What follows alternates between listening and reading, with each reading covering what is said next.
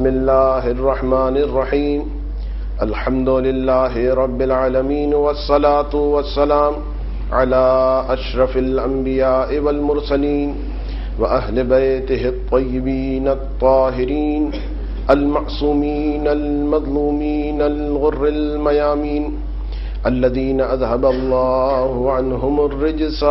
وطهرهم تطهيرا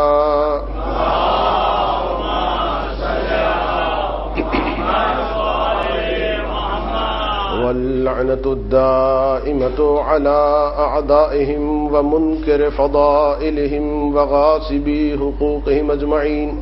من يوم ظلمهم إلى قيام يوم الدين اللهم كن لوليك الحجة ابن الحسن صلواتك عليه وعلى آبائه في هذه الساعة وفي كل ساعة وليا وحافظا وقاعدا وناصرا ودليلا وعينا حتى تسكنه أرضك طوعا وتمتعه فيها طويلا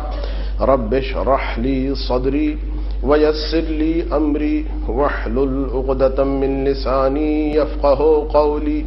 آمين يا رب العالمين أما بعد فقد قال الله الحكيم بسم الله الرحمن الرحيم ألم تر كيف ضرب الله مثلا كلمة طيبة كشجرة طيبة أصلها ثابت وفرعها في السماء وقال الله سبحانه وتعالى ومثل كلمة خبيثة كشجرة خبيثة اجتثت من فوق الارض ما لها من قرار. درود پڑھ دیں محمد وعلی محمد.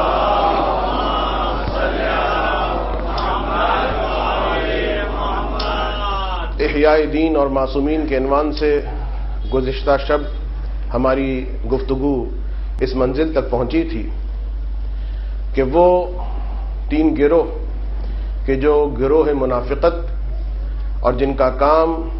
اسلام اور اسلام کے رہنماؤں کو اس صفحہ ہستی سے ختم کرنا، ہم یہ دیکھتے ہیں اور یہ بیان کیا گیا تفصیلی نہ صحیح اشارتاً، یہ تینوں گروہ مختلف اہداف کے ساتھ مختلف تاریخوں میں صفوف اسلام میں داخل ہوتے رہے. ایک گروہ منافقت تو وہ تھا جو بعثت سے پہلے ہی اس بات کو جاننے کے بعد کہ یہی اسلام آگے چل کر اتنی ترقی کرے گا کہ مشرق اور مغرب بہت سارے علاقے، بہت ساری حکومتیں، بہت ساری سرزمینیں مملکت اسلامیہ کی حدود میں داخل ہو جائیں گی، سونے اور چاندی کے ڈھیر بیت المال میں لگ جائیں گے. لہذا اقتدار کی ہوس میں منافقت اس انداز میں داخل ہوئی کہ اب اسلام میں رہتے ہوئے، بظاہر اسلام سے محبت کا اظہار کرتے ہوئے، بظاہر رسول کی بزم میں بیٹھتے ہوئے، بظاہر اسلام کے لیے مالی قربانیاں دیتے ہوئے ہر طرح سے اپنی سپورٹ کا اظہار کرنا، لیکن جہاں کہیں بھی کسی موقع پر ہماری زندگی کا مسئلہ پیش آ جائے، جہاں کہیں ہمیں یہ خطرہ درپیش ہو جائے، ایسی قربانی دینی پڑ جائے کہ جس میں ہماری زندگی ہی کا خاتمہ ہو جائے، تو بس یہاں پر وہ موقع ہوگا کہ ہماری قربانیوں کا سلسلہ اسٹاپ کر جائے گا. لہذا ہم دیکھتے ہیں بہت ساری ایسی شخصیات کہ جو جنگ کے موقع پر اپنی جانوں کو بچاتے ہوئے کبھی پہاڑیوں کی جانب کبھی میدانوں کی جانب بھاگتے ہوئے دکھائی دیتے ہیں، تو یقیناً ایک وجہ اپنی جان کو بچانے کی صرف خوف نہیں تھا، بلکہ اس انویسٹمنٹ کے رزلٹ کو حاصل کرنا تھا کہ اگر ہماری جان ہی محفوظ نہیں رہے گی تو یہ جو ہم نے اتنی زحمتیں اٹھائیں ان کا فائدہ ہمیں کب ملے گا. لہذا ایک انداز منافقت یہ. دوسرا انداز منافقت اسلام میں اس وقت داخل ہوا کہ جس وقت ہجرت کا موقع پیش آتا ہے اور رسول مع اصحاب مدینے میں وارد ہوتے ہیں، اور مدینے میں وہ لوگ کہ رسول کے آنے سے پہلے کافی چانسز تھے کہ وہ مدینے کے بے تاج بادشاہ بن جائیں. جب انہوں نے دیکھا کہ رسول کے آنے کی وجہ سے ہماری حکومت، ہمارا اقتدار ختم ہو گیا، تو لہذا یہ گروہ چاروں ناچار اسلام کا لبادہ اوڑھ کر منافقت کے گروہ میں شامل ہو گیا. اور پھر اس کے بعد تیسرا گروہ منافقت کا جو اسلام میں داخل ہوا، وہ گروہ ہے کہ جو فتح مکہ کے بعد داخل ہوا، کہ جب ابو سفیان نے یہ دیکھا کہ اب ہمارے پاس کوئی اور آپشن نہیں، اب باہر سے اسلام پر حملہ کرنا یکسر ختم ہو چکا ہے، اس کا کوئی چانس نہیں ہے، ہماری فوجیں ختم ہو گئی ہیں، ہمارے افراد منتشر ہو گئے، تو اب بہترین انداز یہ ہے، سب سے مؤثر انداز یہ ہے کہ اسلام کا لبادہ اوڑھ کر اسلام کے خلاف سازشوں کا آغاز کیا جائے. یہی وجہ کہ اس کے بعد ابو سفیان کا وہ جملہ کہ جو تاریخ میں اس منظر کے ساتھ نقل کیا گیا کہ باقاعدہ امام حسین سے پہلے سید الشہداء جناب حمزہ کو کہا جاتا، اور پھر جناب امام حسین کی شہادت کے بعد سید الشہداء امام حسین علیہ السلام. تو سید الشہداء قبل از امام حسین جناب حمزہ، ان کی قبر پہ باقاعدہ ٹھوکر مار کے ابو سفیان یہ کہتا کہ دیکھو جس اسلام کی خاطر تم نے اور تمہارے بھتیجے نے اتنی قربانیاں دی، آج وہ اسلام ہمارے قبضے میں آ گیا ہے، اب اسلام کی کشتی جہاں ہم چاہیں گے وہاں پر موڑ دی جائے گی. یہ وہ اہم ترین جملہ کہ اسلام اب ہمارا ہے، اسلام جس طرح چاہیں جیسے چاہیں گویا. دیکھیے ان منافقوں کی مینٹلٹی کہ جن کے بارے میں ابھی میں تذکرہ کر رہا ہوں، آپ جانتے ہیں کہ یہ بت پرست افراد تھے. بت پرست افراد ان کو 360 بتوں کو جو سجدہ کر رہے تھے، جن کو خدا مان رہے تھے، ان کے لیے کوئی پرابلم نہیں تھی کہ وہ ایک اور خدا کو ماننے کے جو اللہ ہے، وحدہ لا شریک لہ ہے، ان کے لیے کوئی پرابلم نہیں تھی. مسئلہ یہ نہیں تھا کہ خدا سے کوئی دشمنی تھی، یہ یاد رکھیے. دیکھیے اسی مینٹلٹی کو آپ نے سمجھنا ہے. خدا کو نہ ماننے کی وجہ یہ وہی وجہ ہے کہ پھر آگے چل کے اہل بیت کو نہیں مانا. خدا کو نہ ماننے کی وجہ یہ تھی کہ یہ بت پرست، ایک بہت بڑی فیسلٹی ان کے پاس یہ تھی، یہ بت اپنے ہاتھوں سے بناتے تھے. یعنی جس کو جیسا بت اچھا لگتا تھا وہ اسی سٹائل کا بت بناتا تھا. کسی کو لمبے قد کا آدمی اور بت اچھا لگتا تھا، وہ لمبے قد کا بت بنا لیتا تھا. کسی کو شیر کی شکل کا بت پسند تھا تو وہ شیر کی شکل کا بت بنا لیتا تھا. اور پھر ایسا بھی نہیں، ایک بت کو دیکھ دیکھ کر اگر بوریت سی محسوس ہو جائے تو اس بت کے اندر بڑی آسانی سے امینڈمنٹس بھی ہو جاتی تھی. ناک تھوڑی سی بڑھا دی، کلر تھوڑا سا چینج کر دیا، تھوڑی سی بت صاحب کی رینوویشن کر دی، تو یہ بڑی سہولت. اور یہ بھی نہیں، بعض اوقات سفر پہ جب بت کو لے کے چلتے تو اپنے بت کی فوٹو کاپی بناتے تھے کسی گندم کے ذریعے سے، چاول کے ذریعے سے، یا کسی بھی اناج کے ذریعے سے. فائدہ یہ ہوتا تھا راستے بھر بت کی پوجا بھی ہوتی جاتی تھی، اور جہاں کھانے کا سسٹم کم ہو جاتا تھا اسی بت کا ہاتھ کھا لیا، کبھی ٹانگ کھا لی، کبھی سر کھا لیا، اور ڈیسٹنی تک پہنچتے پہنچتے یعنی ڈیسٹینیشن تک پہنچتے پہنچتے سفر بھی کٹ گیا، عبادت بھی ہو گئی، اور بت صاحب نے پیٹ بھی بھر دیا. یعنی بت جس کو سجدہ کیا جا رہا ہے، دیکھیے یہ بہت امپورٹنٹ چیز ہے، یہ بہت امپورٹنٹ چیز ہے کہ جسے آج کے مومنین کو بھی سمجھنا ہے. مکہ کے کفار کی مینٹلٹی یہ تھی کہ سجدہ ہم بت کو کریں گے، احترام ہم بت کو کریں گے، قربانیاں ہم بت کی چڑھائیں گے، نام اپنی جنگوں میں بت کا لیں گے، نعرے ہم بت کے لگائیں گے، لیکن جو مرضی ہوگی وہ ہماری ہوگی، جو زندگی ہوگی وہ ہماری ہوگی. بت ہماری مرضی کے تحت چلیں گے، ہم بتوں کی مرضی کے تحت نہیں چلیں گے. اور یہی وجہ کہ اللہ کو ماننے کی پرابلم یہ تھی کہ صرف اللہ کو اللہ نہیں ماننا، اب جو اللہ کا رسول کہہ رہا ہے بغیر کسی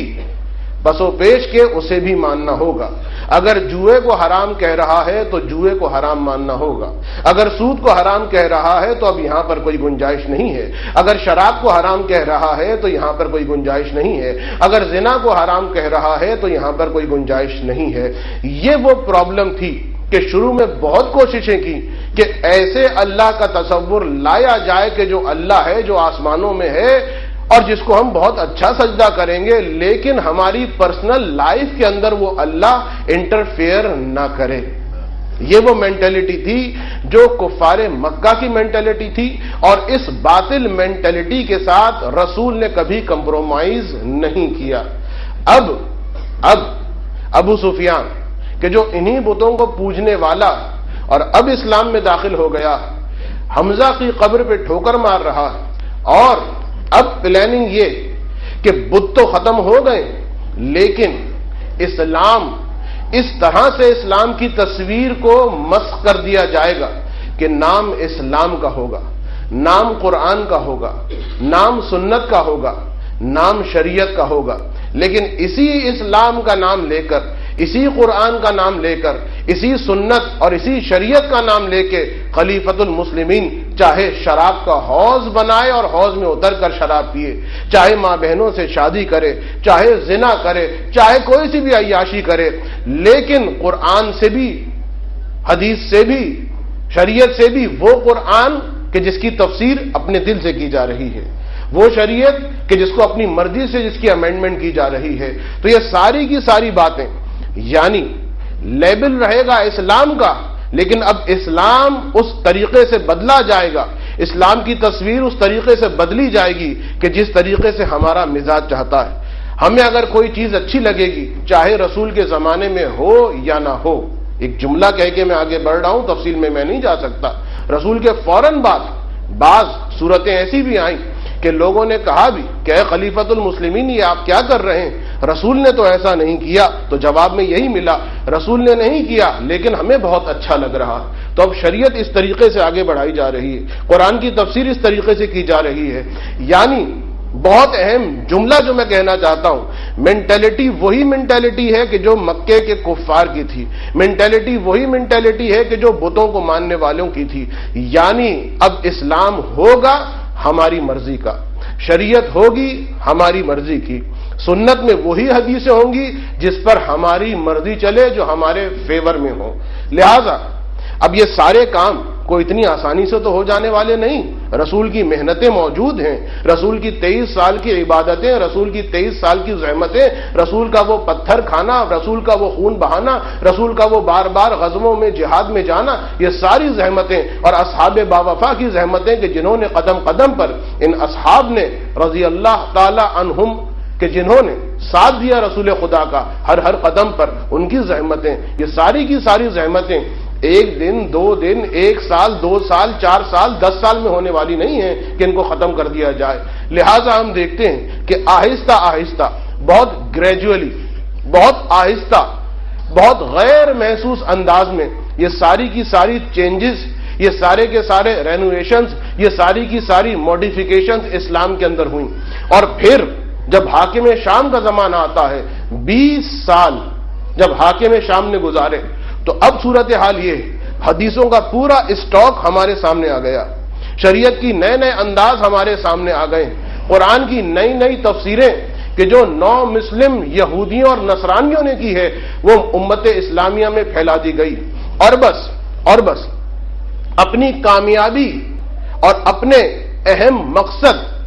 تک پہنچنے میں کسی زیادہ انتظار کی ضرورت نہیں، اور وہ اہم ترین مقصد یہ کہ اسلام از ایکول ٹو امویت، جو بنی امیہ کہے وہ اسلام، اور جو اسلام ہے اس کا مطلب یہ ہے کہ وہ ہے بنی امیہ۔ بنی امیہ اور اسلام ان دونوں کو ایک ساتھ ملا کے پیش کر دینا۔ اب امت اسلامیہ جب کبھی بھی دارالعمارہ سے کسی حکم کو سنے،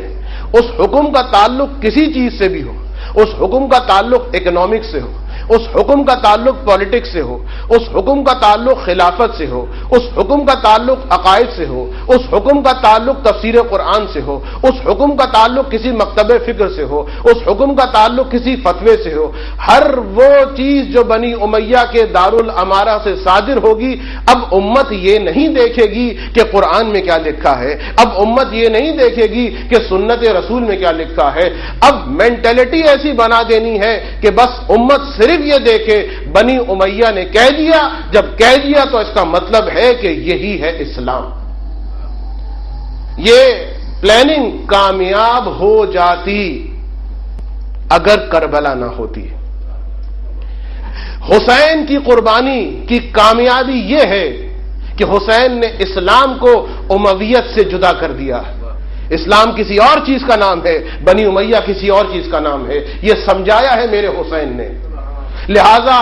واقعہ ہرہ جو میں بار بار آپ کے سامنے بیان کرتا ہوں، اگرچہ یاد رکھیے گا کہ واقعہ ہرہ کربلا کے بعد ہوا، میں نے بیان کیا کہ واقعہ ہرہ یعنی کربلا سے بھی پہلے یزید کی بدماشیاں، یزید کی عیاشیاں، یزید کا ممبروں پر بندروں اور کتوں کو بٹھانا، یزید کا کھلے عام شراب پینا، یزید کا کھلے عام داڑھی کو مونڈنا، یزید کا اپنی ماں بہنوں سے نکاح کرنا، یزید کا کھلے عام غنا کی محفلوں کو سجانا، یہ سارے کبار اصحاب کو دکھائی دے رہا تھا، مکے والوں کو بھی دکھائی دے رہا تھا، مدینے والوں کو بھی دکھائی دے رہا تھا، لیکن 20 سال کی وہ حکومت جو حاکم شام کی حکومت ہے، اس طریقے سے شریعت کو موڑ دیا گیا تھا، اس طریقے سے مزاجوں کو بدل دیا گیا تھا کہ لوگ کمپرومائز کرنے کے عادی ہو گئے تھے۔ ایک ہستی تھی، وہ تھی محمد و آل محمد کی۔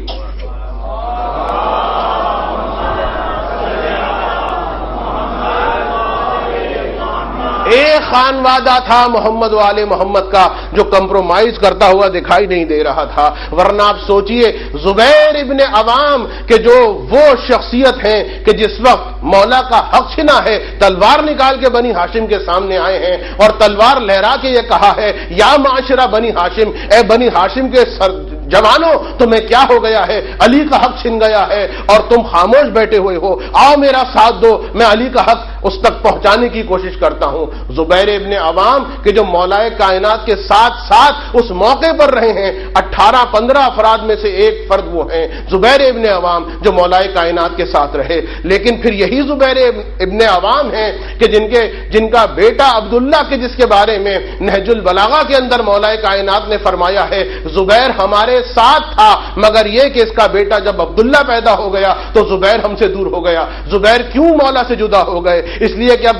زبیر کا بیٹا عبداللہ بار بار باپ کو کہہ رہا ہے اے بابا یہ بتائیے اتنا عرصہ علی کے ساتھ رہے آپ کو ملا کیا؟ نہ آپ کے گھر میں مثلا ایئر کنڈیشن آیا، نہ آپ کے گھر میں ٹوئٹا گاڑی آئی، نہ آپ کے گھر میں کوئی رینوویشن ہوئی، آپ کا گھر ویسے کا ویسا ہی ہے، آپ کی حالت ویسے کی ویسی ہے۔ اور دیکھیے جو اس پارٹ چلے گئے، جو اس طرف چلے گئے، ان کے گھروں میں گھوڑے آ گئے ہیں، ان کے گھروں میں ایئر کنڈیشنز لگ گئے ہیں، ان کے گھروں میں ان کی بینک بیلنس کتنے بڑھ گئے ہیں۔ یہ وہ چیز تھی جس کی وجہ سے زبیر ابن عوام جو کل تک علی کے حق میں تلوار اٹھا رہے تھے، ایک مرتبہ جنگ جمل کو پلان کرنے والے زبیر ابن عوام۔ تو ساری شخصیات ادھر ادھر ہو رہی ہیں، کوئی جان کے خوف سے، کوئی مال کی لالچ میں۔ تو ان تمام منمانیوں کے خلاف، ان تمام من مستیوں کے خلاف اگر کوئی گھرانہ دکھائی دیتا ہے جو کسی اعتبار سے کمپرومائز جس نے کرنا سیکھا ہی نہیں ہے حق کے معاملے میں، وہ ہے محمد و آل محمد کا گھرانہ۔ لہذا ہم دیکھتے ہیں کربلا کا جب واقعہ ہوا ہے اور کربلا کے واقعے کے بعد پھر لوگوں کو یزید کی بدماشیاں دکھائی دی ہیں۔ میں نے کہا اس سے پہلے ایسا نہیں تھا کہ لوگوں نے چشمے اتارے ہوئے تھے، ایسا نہیں تھا کہ لوگ اندھے تھے، ایسا نہیں تھا کہ صحابہ کو دکھائی نہیں دے رہا تھا کہ یزید کیا کر رہا ہے، ہر روز خبریں پہنچ رہی تھیں، ہر روز باتیں پہنچ رہی تھیں، لیکن یہ حسین ہے کہ جس نے کربلا کا انفجار کیا ہے اور اس انفجار کی وجہ سے امت جاگی ہے۔ ہاں یہ الگ بات ہے، پھر یہ الگ زیادتی ہے، پھر یہ الگ ظلم ہے۔ جس وقت واقعہ ہرہ ہوا وہ کبار اصحاب مدینے کے کہ جنہوں نے تحریک کا آغاز کیا اور جنہوں نے میٹنگ بٹھائی کہ اب بہت ہو گیا، اب ہم یزید کے خلاف اعلان بغاوت کریں گے، تو ان تمام میٹنگز میں ہر ایک سے مشورہ لیا گیا۔ مدینے کے باہر میرا چوتھا امام موجود ہے۔ آپ کو معلوم ہے کہ جس وقت زندان سے رہا ہو کر شام سے میرا مولا سید سجاد خاندان عصمت و طہارت کے ساتھ مدینے میں آیا ہے تو مدینے میں امام داخل نہیں ہوئے ہیں، مدینے کے اندر امام نہیں رہے ہیں، تقریباً 1.5-2 سال تک سید سجاد مدینے سے باہر قیام پذیر رہے ہیں۔ تو امام کو کسی بھی موقع پر حالانکہ اہم ترین جس چیز نے مومنٹم دیا ہے واقعہ ہرہ کو، تحریک ہرہ کو، جس چیز نے انرجائز کیا ہے، جس چیز نے قوت بخشی ہے اس ساری تحریک کو، وہ حسین ابن علی علیہ السلام کی ذات ہے، وہ واقعہ کربلا ہے۔ لیکن افسوس کی بات یہ ہے کہ ایک دفعہ بھی، ایک لمحے کے لیے ان کبار اصحاب نے سید سجاد سے مشورہ نہیں کیا، لہذا ہم دیکھتے ہیں واقعہ ہرہ سے سید سجاد کو دور رکھا گیا ہے، کوئی مشورہ جناب سید سجاد سے نہیں لیا گیا۔ لیکن میں کہنا یہ چاہتا ہوں کہ واقعہ ہرہ میں جو لوگ بیدار ہوئے ہیں، جو لوگ اٹھے ہیں، تو وہ کربلا کے بعد ہی اٹھے ہیں۔ تو یہ حسین ہے جس نے سمجھایا ہے، خبردار اسے اسلام نہ سمجھنا، یہ ضد اسلام ہو سکتا ہے، یہ مثل اسلام نہیں ہو سکتا۔ تو حسین وہ ہیں کہ شاعر نے خلاصہ کر دیا ہے، خدا کی قسم، صدیوں میں جو ابھری تھی وہ تصویر بدل دی، صدیوں میں جو ابھری تھی وہ تصویر بدل دی، نسلوں سے جو بگڑی تھی وہ تقدیر بدل دی، نسلوں سے جو بگڑی تھی وہ تقدیر بدل دی۔ فرزند یزید اور خلافت سے ہو انکار، فرزند یزید اور خلافت سے ہو انکار، تو نے اموی خون کی تاثیر بدل دی۔ یہ ہے حسین، یہ ہے کربلا کہ ایک مرتبہ یزید کا بیٹا معاویہ ابن یزید آگے بڑھ کے کہتا ہے مجھے یہ خلافت نہیں چاہیے، مجھے یہ اقتدار نہیں چاہیے، اس لیے کہ اس تخت خلافت سے مجھے خون حسین کی بو آ رہی ہے۔ یہ ہے کربلا، یہ ہے فتح کربلا، یہ ہے فتح حسین، اور یہ ہے حیات اسلام، اور یہ ہے حسین کا اسلام کو زندہ کرنا کہ حسین نے بتا دیا، یاد رکھو تا قیام قیامت تک اب انسان، اب مفتی، اب مجتہد، اب جو بھی راوی، صحابی جو بھی ہے، قیام قیامت تک کوئی شخص یہ کہنے کی جرت نہیں کر سکتا کہ اسلام وہی ہے جو امویت ہے، امویت وہی ہے جو اسلام ہے، یہ کسی اور کا نتیجہ نہیں ہے، یہ میرے حسین کی قربانی کا نتیجہ ہے، اور یہی فتح حسین ہے کہ جس کے بعد اسلام زندہ ہوا کرتا ہے۔ ایک درود پڑھ دیں محمد و آل محمد۔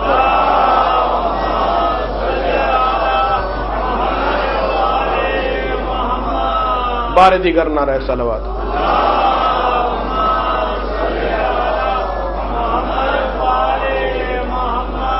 اس سے قبل کہ اب میں یہ مقدماتی گفتگو تو مجھے لگتا ہے کہ کبھی ختم نہیں ہوگی، اور یہ بہت ضروری ہے، میں کیا کروں، الکلام ہو یجر الکلام، ایک بات آتی ہے اس بات کی وضاحت، پھر اس بات کی وضاحت، لیکن بہرحال مجھے کسی مقام پر رکنا ہوگا، اس لیے کہ مجھے اب اس وعدے کو پورا کرنا ہے کہ ہمارے اور آپ کے ساتھ میں امام موسی کاظم علیہ الصلوۃ والسلام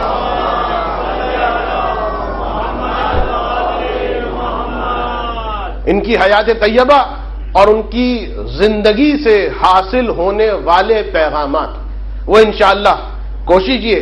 کہ آج ہی کی رات سے میں اس کا بیان شروع کر دوں۔ لیکن ابتدا میں 2 باتیں، ایک تو اعلان یہ کرنا ہے بلکہ گزارش کرنی ہے۔ حالات آپ کے سامنے ہیں، کراچی کے حالات، وہ کہا جاتا ہے کہ صاحب کسی ملک کے بارے میں کہ اس کے موسم کا پتہ نہیں چلتا، کبھی برف گر جاتی ہے، کبھی گرمی آ جاتی ہے، تو کراچی کے حالات کا بھی کچھ پتہ نہیں چلتا، 1 منٹ میں دکانیں بند ہو جاتی ہیں، 1 منٹ میں گاڑیوں کو آگ لگ جاتی ہے۔ لہذا آپ سب سے گزارش ہے چاہے حالات اچھے ہوں چاہے حالات خراب ہوں، اس لیے کہ حالات کانسٹنٹ نہیں ہیں یہاں کے، مجلس ختم ہو تو بغیر ضرورت کے یہاں پر اجتماع مت کیجیے، مجلس ختم ہونے کے بعد جس کو جہاں پہ جانا ہے، محفل خراسان جانا ہے، بھوجانی ہال جانا ہے، اپنے گھر جانا ہے، وہ بہرحال جلدی جلدی اپنے گھروں کی جانب چلے جائیں، اور پلس یہ کہ جہاں سے خواتین کا ایگزٹ، جہاں سے مومنات باہر نکلتی وہاں بلا وجہ، بلکہ ضرورت کے تحت بھی اگر کوئی ضرورت ایسی خاص نہیں ہے تو وہاں پر اجتماع نہ کیجیے، وہاں سے ہٹ جائیے، اس لیے کہ ہماری مومنات بہنوں اور ماؤں کو نکلنے میں پریشانی ہوتی ہے۔ تو یہ 2 گزارشات آپ کی خدمت میں، اور تیسری یعنی دوسری چیز کہ جو مجھے نہیں پتا کہ آپ کے لیے خوشخبری ہوگی یا بدخبری، اس لیے کہ مجھے یہ اطلاع دی گئی ہے کہ چونکہ بعد کی مجالس تقریباً 9:45 بجے تک یعنی خطابت شروع ہوتی ہے، تقریر شروع ہوتی ہے، اور اس سے پہلے چلیے 9:45 کا حساب رکھیے، ملت کے مزاج کو بھی ذہن میں رکھیے، 15 منٹ کا گریس ٹائم دے دیجئے۔ تو 9:15 کے اعتبار سے کل ہم نے 9:15 بجے کا اعلان کیا تھا، الحمدللہ 15 منٹ اور ہم آپ کی خدمت میں رہ سکتے ہیں، تو 9:30 بجے تک ہمارا یہ جو خطاب تو نہیں کہوں گا، یہ ٹوٹی پھوٹی تقریر جو ہے آپ کے سامنے جاری رہے گی۔ ایک درود پڑھ دیں محمد و آل محمد۔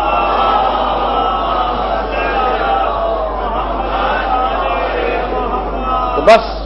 یہ ساری جو مقدماتی گفتگو تھی ذہن میں رکھیے گا، یہ مکے کے کفار کی مینٹیلٹی تھی کہ وہ چاہتے تھے کہ شریعت ویسی ہو جیسی وہ چاہتے ہیں، بت ویسے ہو جیسے وہ چاہتے ہیں، اور یہ منافقت کی مینٹیلٹی ہے کہ اسلام اور شریعت ویسی ہو جیسا ہم چاہتے ہیں۔ میں صرف ایک جملہ کہہ کے آگے بڑھ جاؤں گا، آپ اپنے اپنے گریبانوں میں جھانک کے دیکھیے گا، کہیں ہماری زندگی تو ایسی نہیں چل رہی کہ ہم پہلے یہ دیکھیں کہ یہ شرعی مسئلہ ہمارے موڈ کے مطابق ہے یا نہیں، ہمارے مزاج کے مطابق ہے یا نہیں۔ اگر ہمارے مزاج کے مطابق ہے تو شرعی مسئلے پر عمل کیا جائے گا، اور جہاں دیکھا کہ نہیں کچھ زحمت ہو رہی ہے، کچھ مزاج کے خلاف ہے، تو شریعت کا تو انکار نہیں کر سکتے، کہیں مراجع کی توہین کر دی، کہیں توضیح المسائل کی توہین کر دی۔ تو یاد رکھیے، شیعت کا اہم ترین ایجنڈا اور اہم ترین اعلان یہ ہے کہ شریعت کو دیکھتے جاؤ، اس لیے کہ یہ شریعت ان کے ذریعے سے پہنچی ہے جو مصلحتوں سے بھی واقف ہیں، جو عالم الغیب بھی ہیں، جو خدا کے حقیقی نمائندے بھی ہیں۔ لہذا سائنس کو بعد میں دیکھنا، اکنامک کو بعد میں دیکھنا، الیکشنز کو بعد میں دیکھنا، کمیونٹی کے حالات کو بعد میں دیکھنا، پہلے یہ دیکھنا کہ شریعت تم سے کس بات کی ڈیمانڈ کر رہی۔ شریعت کی ڈیمانڈ کے مطابق اپنی زندگیوں کو بدلنا شیعت کہلاتا، اور اپنی ڈیمانڈ کے مطابق شریعت کو بدل دینا یہ شیعت نہیں ہے، یہ بو سفیانی کہلاتی ہے۔ ایک درود پڑھ دیں محمد و آل محمد۔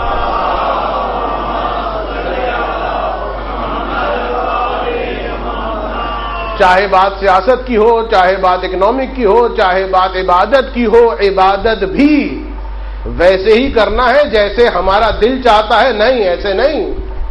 کہ ہمیں یہ اچھا لگتا ہے، ہمیں وہ برا لگتا ہے، یہ ہونا چاہیے۔ مجھے سمجھ میں نہیں آتا بعض لوگ کہ جن کو نجاست اور پاکیزگی کے واللہ مسائل نہیں معلوم، انہیں یہی نہیں پتا کہ ایک نجاست زمین پر گر جائے تو اس کا مسئلہ کیا ہے، کپڑے پر گر جائے تو اس کا مسئلہ کیا ہے، بدن پہ گر جائے تو اس کا مسئلہ کیا ہے،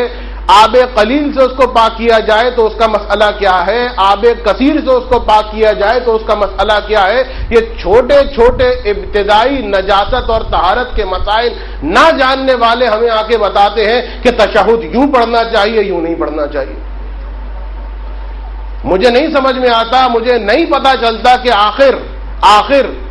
وہ کون سی روایتیں ہیں کہ جن کو نہ ہمارے نجف کے علماء پہچان سکے، نہ آغا سیستانی سمجھ سکے، نہ آغا سید محسن الحکیم سمجھ سکے، نہ امام خمینی سمجھ سکے، نہ آغا رہبر سمجھ سکے، نہ دیگر مراجع سمجھ سکے، نہ آغا خوئی سمجھ سکے، نہ آغا شاہرودی سمجھ سکے، نہ آغا بروجردی سمجھ سکے، نہ آغا نائنی سمجھ سکے، نہ آغا شیخ مرتضی انصاری سمجھ سکے، نہ اخوند خراسانی سمجھ سکے، نہ یعقوب کلینی سمجھ سکے، نہ شیخ صدوق سمجھ سکے، نہ علامہ مجلسی سمجھ سکے، نہ ملا محسن فیض کاشانی سمجھ سکے، نہ ابو زرارہ سمجھ سکے، نہ سلمان فارسی سمجھ سکے، لیکن یہ ایک ٹولہ ایسا پیدا ہو گیا ہے جو موالی بھی بہت زیادہ ہے اور جو احادیث کو بھی سب سے زیادہ سمجھتا۔ یا تو یہ کہہ دیں کہ از سیستانی تا رہبر تا خمینی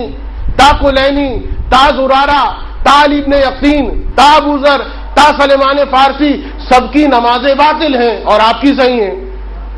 اور اگر ان کی نمازیں صحیح ہیں کہ صحیح ہیں تو پھر سوچ لیجئے کہ آپ کی نمازیں کیسی ہوں گی۔ ایک درود پڑھ دیں محمد و آل محمد پر۔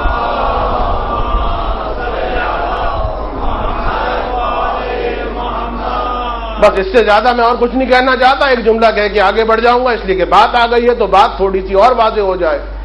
یاد رکھیے میں نے ایک جملہ کہا تھا، کیا کہا تھا اس شخص نے کہ ایسے نہیں ایسے پڑھو، میں دیکھیے اشارے کر رہا ہوں، ایسے نہیں ایسے پڑھو، سب مل کے پڑھو. تو کیا کہا تھا؟ یہ تو بتائیے رسول نے کبھی ایسا پڑھوایا؟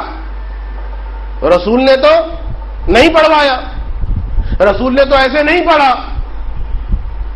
کہا نہ پڑھا ہو لیکن ہمیں اچھا لگتا ہے. اب سوچ لیجئے گا اپنے مزاج کو کہ جو شریعت کو ہمیں اچھا لگتا ہے کہہ کے درست کرے، وہ شریعت علی نہیں ہے، وہ کسی اور کی شریعت ہے. اور آگے چلا جاؤ آخری بات کہہ کے. کیا کہا تھا پروردگار نے ابلیس سے، فرشتوں سے؟ اس آدم کو سجدہ کرو. اور ابلیس نے جو سجدے سے انکار کیا تھا، ایک بہت بڑی آفر رکھی تھی خدا کے سامنے. ابلیس نے ایک بہت بڑی آفر خدا کے سامنے رکھی تھی، اور کیا کہا تھا؟ پروردگارا ٹھیک ہے، ایک کام کر لیتے ہیں، مجھے یہ جو سجدہ ہے، کتنا سجدہ ہے، کتنا زیادہ سجدہ؟ ایک سجدہ.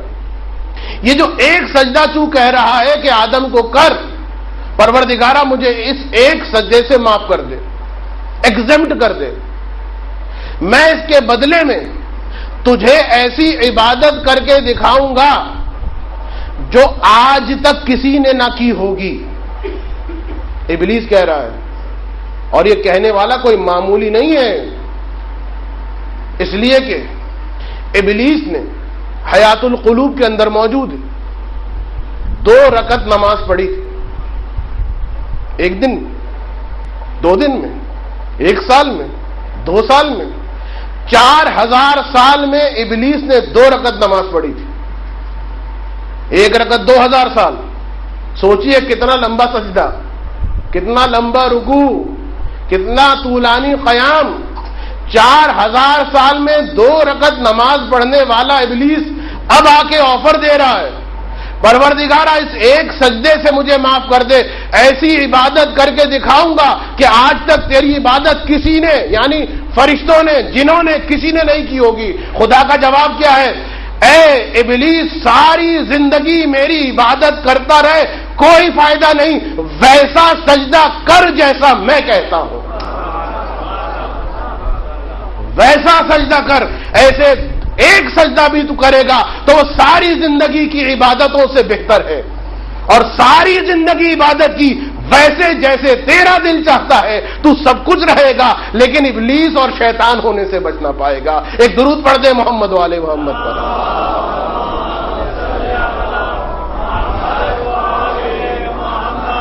آل محمد سے محبت کرنے والے آل محمد کی اطاعت کرتے ہیں،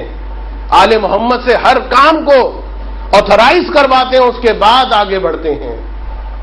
تو بس اس سے زیادہ مجھے اس پر گفتگو نہیں کرنی. کہنے کا مطلب یہ ہے اہل بیت کے خلاف یہ سارے گروہ کیوں اکٹھا ہو گئے؟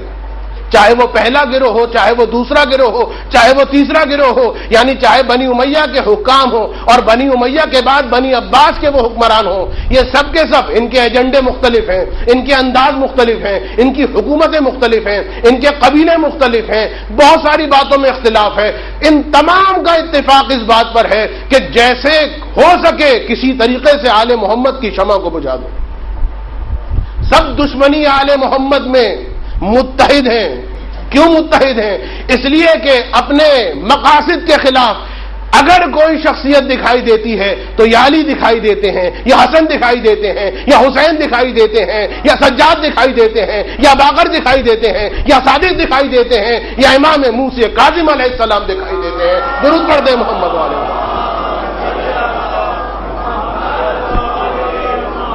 سارا مسئلہ یہ ہے، ساری پرابلم یہ ہے. ورنہ اس زمانے میں بھی بڑے بڑے صحابہ موجود تھے، لیکن یہ وہ شخصیات ہیں جو کمپرومائز نہیں کرتی ہیں. یاد رکھیے گا، اس جملے کو آپ ذہنوں میں محفوظ رکھ لیجئے، اس لیے کہ آنے والی تقاریر میں اس جملے سے مجھے استفادہ کرنا ہے، اس جملے سے ایک نتیجے تک پہنچنا ہے کہ اہل بیت کے دشمن چاہے بنی امیہ چاہے بنی عباس اس لیے ہو رہے تھے کہ اہل بیت وہی کہہ رہے تھے کہ جو حق کا کلمہ تھا. اہل بیت کسی اعتبار سے مصلحتوں کا شکار نہیں ہو رہے تھے.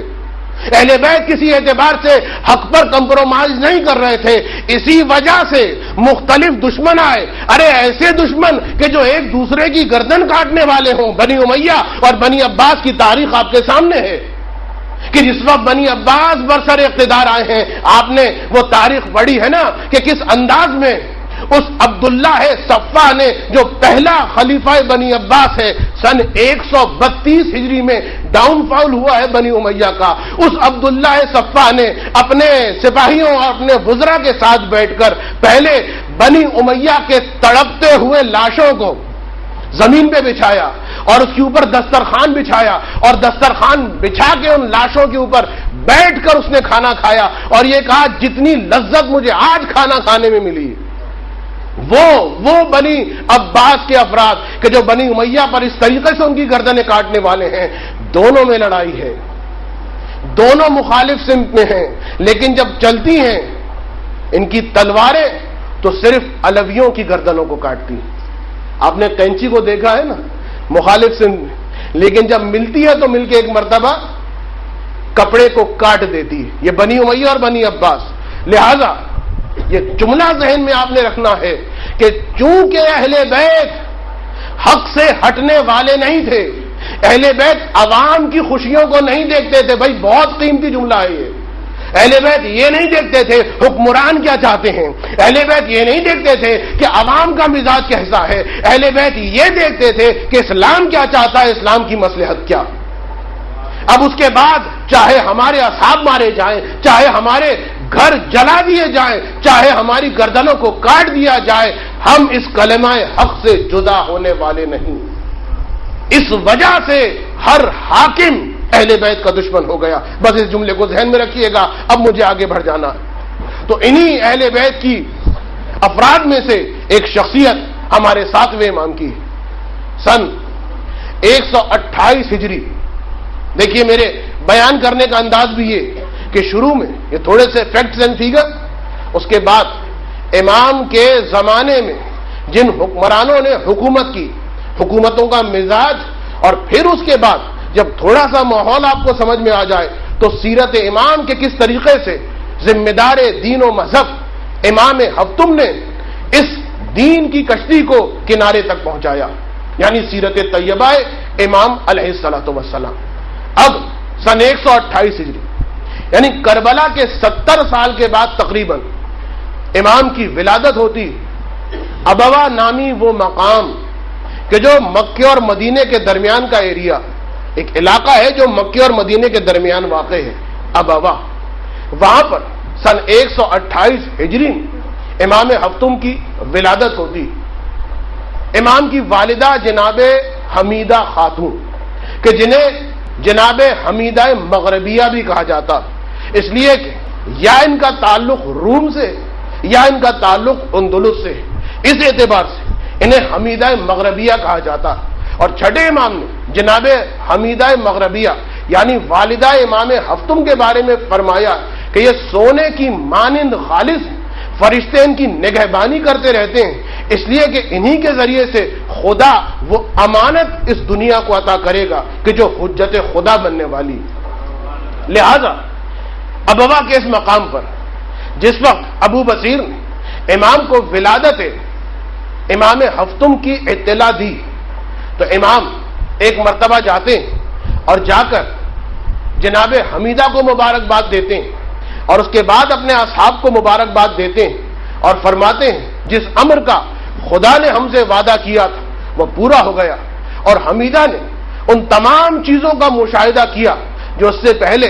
جو بھی حجت خدا گزری اس کی والدہ نے ان چیزوں کا مشاہدہ کیا، یعنی وہی آسمان سے نور کا نازل ہونا،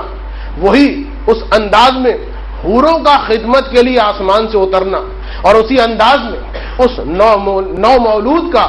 زمین پر پیشانی ٹکا کر سجدہ کرنا، انگشت شہادت کو بلند کرنا اور خدا کی وحدانیت، رسول کی رسالت، علی کی ولایت اور پھر اپنے حجت خدا ہونے کا اعلان کرنا اور یہ کہنا شہد اللہ انہ لا الہ الا ہو والملائکۃ واولو العلم قائما بالقسط لا الہ الا ہو، یہ کلمات امام کا کہنا. تو ایک مرتبہ امام نے خوشخبری دی اور یہ بھی بتا دیا کہ ہر امام جو آتا ہے سب سے پہلا کام جو اس دنیا میں کرتا ہے وہ اپنی پیشانی کو زمین پہ ٹکاتا ہے، خدا کی بارگاہ میں سجدہ کرتا ہے، خدا کی ربوبیت کا اقرار کرتا ہے اور اپنے بندے ہونے کا اقرار کرتا ہے۔ یعنی امام یہ بتانا چاہتا ہے خدارا ہمیں خدا نہ سمجھو، ہم تو وہ ہیں جو پہلے دن سے خدا کی بارگاہ میں سجدہ کرنے والے ہیں۔ ایک درود پڑھ دیں محمد و آل محمد۔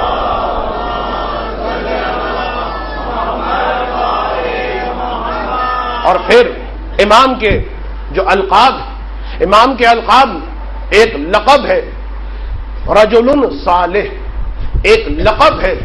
عالم۔ یہ دو لقب، ان کی وجہ یہ کہ جس زمانے میں امام کی امامت کا آغاز ہوا ہے اور ابتدا ہوئی، یہ زمانہ اتنے شدید تقیے کا زمانہ کہ صرف یہ معلوم ہو جائے کہ اس نے اہل بیت کی مدح کی ہے، اس نے اہل بیت کی کسی فضیلت کو بیان کیا ہے، اس نے اہل بیت کی کسی بات کو نقل کیا ہے، حتیٰ اس نے اولاد زہرا کا نام اپنی زبان پر جاری کیا ہے، تو یہ منصور دوانقی کا حکم تھا کہ اس کی گردن کو مار دیا جائے، اس کے گھر کو ختم کر دیا جائے۔ اتنا شدید تقیے کا عالم کہ لوگ امام کی روایت کو جب بیان کرتے ہیں، جب شیعہ امام کی روایت کو بیان کرتے ہیں تو امام کا نام نہیں لیتے ہیں، بلکہ کہتے ہیں قال رجل صالح، بلکہ کہتے ہیں قال عالم۔ اس کا مطلب یہ ہے کہ کوڈ ورڈ ایک بن گیا تھا۔ قال عالم کا مطلب یہ ہے کہ یہ روایت امام ہفتم کی جانب سے ہے، قال رجل صالح کا مطلب یہ ہے کہ یہ روایت امام ہفتم کی جانب سے ہے۔ تو ایک صورت یہ القاب، وفی امام کے القاب میں سے ایک لقب، اور ایک اور لقب، بہت سارے القابات ہیں لیکن مجھے تفصیل میں نہیں جانا۔ ایک لقب باب الحوائج، باب الحوائج کے اعتبار سے خطیب بغدادی اپنی کتاب تاریخ بغداد میں یہ لکھتا، امام شافعی تاریخ العلماء کی جلد اول میں امام شافعی سے یہ جملہ لکھا، اور تاریخ بغداد کا خطیب بغدادی کا وہ جملہ، امام شافعی کہتے ہیں کہ امام کاظم کا مرقد وہ تریاق ہے کہ جو آزمایا ہوا ہے۔ ابو علی خلال جو حنبلیوں کے ایک عالم ہیں، وہ تاریخ بغداد جلد اول میں یہ کہتے ہیں، یعنی ان کا جملہ نقل کیا گیا کہ آج تک ایسا ہوا ہی نہیں کہ میں مرقد امام موسی کاظم پر جاؤں اور میری پریشانی دور نہ ہوئی ہو۔ اور اسی کتاب میں، اسی کی جلد اول میں یہ موجود کہ ایک عورت جو بغداد کی رہنے والی، اسے یہ اطلاع دی گئی کہ تمہارے بیٹے کو گرفتار کر لیا گیا ہے اور اسے زندان میں ڈال دیا گیا ہے، اب اس کی خیر نہیں ہے، کسی وقت بھی موت کا پروندہ اس کے لیے صادر ہونے والا۔ تو یہ عورت گھبرا کے، بغداد کی رہنے والی، مرقد امام موسی کاظم کی جانب چلی کہ میں جاؤں گی اور امام سے مانگوں گی اپنے بیٹے کو۔ ایک آدمی کہ جو بغض اہل بیت رکھنے والا تھا، اس نے جب دیکھا کہ یہ عورت مرقد امام کی جانب جا رہی تو مذاق سے کہتا ہے کہ تو کیا کر رہی ہے، یہ کیا کر لیں گے، اس لیے کہ تیرا بیٹا تو مر گیا ہے۔ جھوٹ بول رہا کہ تیرا بیٹا تو مر گیا ہے، اب تیرا بیٹا تجھے ملنے والا نہیں ہے۔ بس یہ عورت ابھی مرقد امام موسی کاظم پر نہیں پہنچتی، اس آدمی کے جملے کو سنتی اور اس کے بعد وہیں پر کھڑے ہو کر اپنے ہاتھوں کو آسمان کی جانب پھیلا کر یہ دعا کرتی، پروردگارا تجھے اپنے اس ولی کا واسطہ جسے مظلومیت کے ساتھ اس زندان میں شہید کر دیا گیا، اپنی قدرت کا مظاہرہ دکھا۔ بس ایک مرتبہ اس کی دعا قبول ہوتی ہے اور اس کا بیٹا آزاد ہوتا ہے، ماں کو مبارکباد دی جاتی ہے، اور اگلے ہی دن وہ شخص جو اس مومنہ کا مذاق اڑا رہا تھا، اس کے جوان بیٹے کو گرفتار کیا جاتا ہے اور اسے سزائے موت دے دی جاتی ہے۔ ایک درود پڑھتے محمد و آل محمد کا۔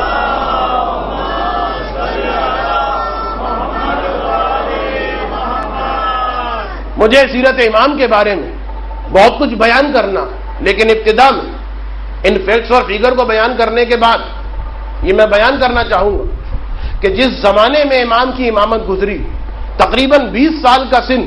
کہ جس وقت چھٹے امام کی شہادت ہوتی، اور چھٹے امام کی شہادت جس وقت ہوئی، یہ بھی آپ کو معلوم ہوگا کہ منصور دوانقی لعن اللہ کے زہر کے ذریعے سے چھٹے امام کی شہادت ہوئی، اور منصور دوانقی نے باقاعدہ سپاہیوں کو تیار کر دیا تھا، تلوار برندہ کے ساتھ سپاہی تلوار تھام کے بیٹھے ہوئے تھے، اور ان کو یہ حکم تھا کہ اپنی تلواروں کو چھپا کے رکھو۔ جیسے ہی وصیت نامہ کھولے، اچھا یہ بھیس بدل کے گئے، جیسے ہی وصیت نامہ کھولے، جس کو جعفر ابن محمد نے اپنا وصی بنایا ہو، پوچھنے کی ضرورت نہیں، بس وصی کا نام تمہارے سامنے آئے، تلوار اٹھانا اور اس کی گردن پہ وار کر دینا۔ منصور دوانقی کا یہ بہت اہم آرڈر کہ دیکھتے ہی اس کو ختم کر دینا۔ وصیت میں جس وصی کا نام، جیسے ہی وصی کا نام سنو، اگر وہاں موجود نہیں، اگر وہاں موجود ہے تو وہیں پہ خاتمہ، وہاں موجود نہیں ہے فوراً جا کے جہاں بھی موجود ہو گرفتار کرو، پوچھنے کی ضرورت نہیں ہے، اسی وقت اسی گردن اڑا دو۔ یہ پلاننگ کی گئی تھی منصور دوانقی کے سامنے۔ اب اس موقع پر جس وقت وصیت نامہ کھلا تو عام طور پر وصیت میں ائمہ علیہم السلام اپنا وصی قرار دیتے ہیں اپنے بعد والے امام کو، لیکن جس وقت وصیت نامہ کھلا امام کا جملہ موجود، میرا پہلا وصی منصور دوانقی، میرا دوسرا وصی مدینے کا گورنر، میرا تیسرا وصی عبداللہ ابن اسماعیل جو بھتیجا ہے، جو بڑا بھائی ہے، جو بڑے بھائی ہیں امام موسی کاظم کے، عبداللہ ابن اسماعیل بھتیجے ہیں امام کے، اور میرے میرا چوتھا وصی حمیدہ خاتون، اور میرا پانچواں وصی میرا فرزند موسی کاظم۔ تو یہ 5 نام جب سامنے آئے، سپاہیوں کو حکم تھا کہ تلوار اٹھا کے چلاؤ، لیکن سب سے پہلے منصور دوانقی کا نام، اس کے بعد گورنر کا نام ہے، اب تلوار چلے تو کیسے چلے؟ بس یہ جملہ جب منصور دوانقی تک پہنچا تو منصور دوانقی کہتا ہے واللہ ہم نے پورا ارادہ کر لیا تھا، مگر جس چراغ کو خدا محفوظ رکھے اسے ہم بجھا نہیں سکتے ہیں۔ ایک درود پڑھ دیں محمد و آل محمد پر۔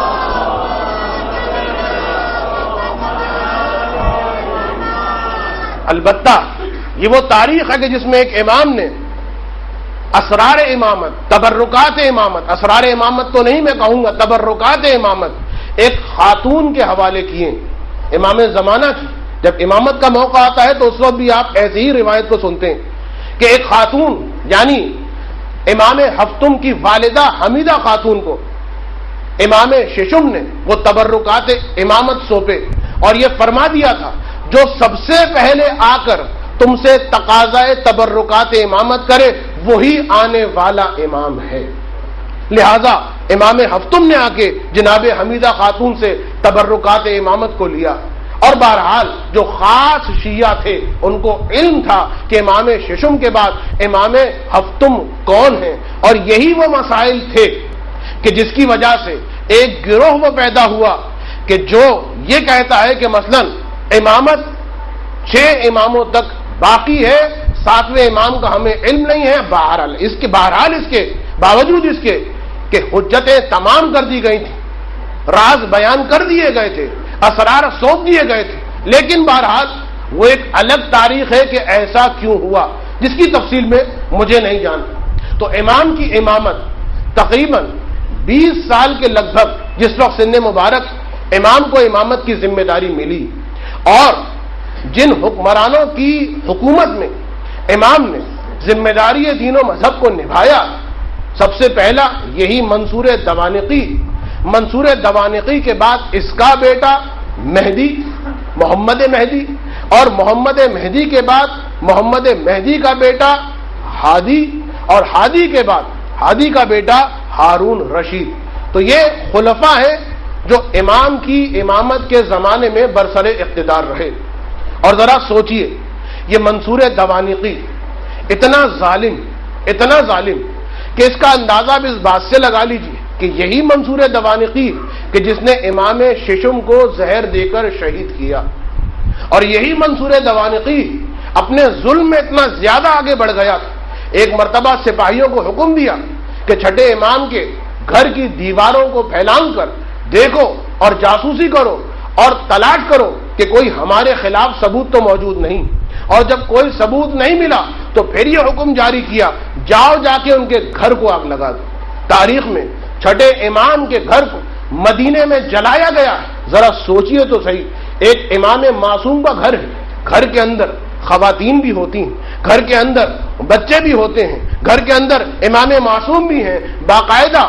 حاکم وقت کے حکم سے امام ششم کے گھر کو جلایا گیا۔ ساری رات امام کا گھر جلتا رہا، اور اس کے بعد صبح کے وقت جس وقت امام اپنے گھر کی جلی ہوئی راکھ پر سے گزر رہے تھے تو ایک مرتبہ امام کی آنکھوں میں آنسو آنا شروع ہو گئے، اور امام کی آنکھوں میں صرف آنسو نہیں آئے، اتنا گریہ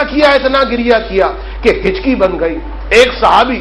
بلکہ ایک جاننے والا، میں صحابی تو نہیں کہوں گا اس لیے کہ اس کا جملہ